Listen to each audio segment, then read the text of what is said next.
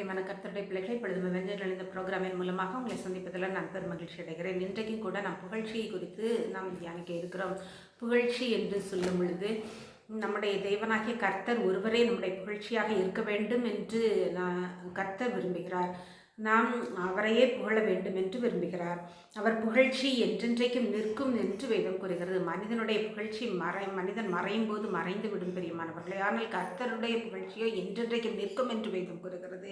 மட்டுமல்ல, வேதம் என்ன சொல்கிறது? தன் புத்திக்கு தக்கதாக மனுஷன் புகழப்படுவான் என்று கூறுகிறது. மாறுபாடான இருதயம் உள்ளவனோ இகழப்படுவான் என்று வேதம் கூறுகிறது. ஆகையால் நாம் அதிகாரத்திற்கு பயப்படாதிருக்க வேண்டுமானால் நன்மை செய்ய வேண்டுமாம்.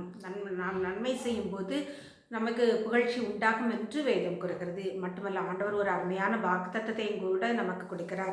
நான் உண்டு பண்ணின எல்லா ஜாதிகளை பார்க்கிலும் புகழ்ச்சியிலும் கீர்த்தியிலும் மகிமையிலும் உன்னை சிறந்திருக்கும்படி செய்வேன் என்றும், நான் சொன்னபடியே நீ உன் தேவனாகிய கர்த்தராகி எனக்கு பரிசுத்த ஜனமாயிருப்பார் என்றும் இன்று உனக்கு சொல்லுகிறார் என்றான். நாம் பரிசுத்த ஜனமாய் இருக்கும்போது நம்முடைய தேவன் நமக்கு புகழ்ச்சியை கூட கொடுக்கிறார் என்று அறிகிறோம். எனவே பரிசுத்தமான வாழ்க்கைக்கு நம்மை அர்ப்பணிப்போமா?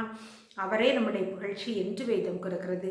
தேவனே, உமது நாமம் விளங்குகிறது போல உமது புகழ்ச்சியும் பூமியின் கடையாந்திரங்கள் வரைக்கும் விளங்குகிறது என்று கூறப்பட்டுள்ளது. ஜெபிப்போமா? அன்புள்ள பரமபிதாவாகிய கர்த்தாவே, இந்த வேளையிலும் உடைய சமூகத்துக்கு வர கொடுத்த தயவுக்காக நன்றியோடு உம்மை துதிக்கிறோம், ஸ்தோத்தரிக்கிறோம். தகப்பனே, எங்களுடைய வாழ்க்கையின் புகழ்ச்சி நீராக இருக்கிற தயவுக்காக நன்றியோடு உம்மை துதிக்கிறோம், ஸ்தோத்தரிக்கிறோம். அதிகாரத்திற்கு பயப்படாதிருக்க வேண்டுமானால் நாங்கள் நன்மை செய்து உம்மிடத்திலிருந்து எங்களுடைய புகழ்ச்சியை பெற்றுக்கொள்ள உதவி செய்யும். மாறுபாடான இருதயத்தை எங்களிடத்திலிருந்து விளக்கும். தேவனாகிய கர்த்தர் நீர் எங்களுக்கு பூமியின் கடையாந்திரங்கள் வரைக்கும் உங்களை புகழ்ச்சியாக இருக்கிறதை நாங்கள் அறிகிறோம். நீர் எங்களை கைவிடாத தேவன் எங்களோடு கூட இருக்கிறது. உங்களுடைய நாமத்தை மகிமைப்படுத்தும். இயேசுவின் நாமத்தில் ஜெபிக்கிறேன் நல்ல பிதாவே, ஆமென்.